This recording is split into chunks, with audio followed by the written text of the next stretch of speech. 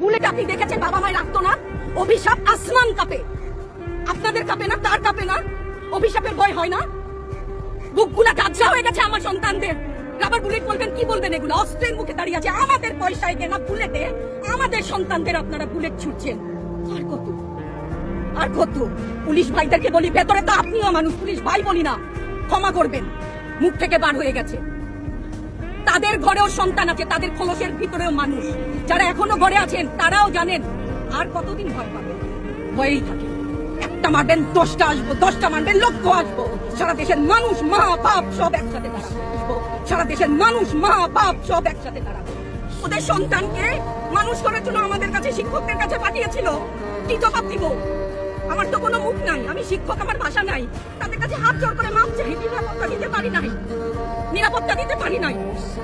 মনে হয় রাস্তায় শহীদ হয়ে গেলে যদি এই লজ্জা আমার কিছুটা কাটে।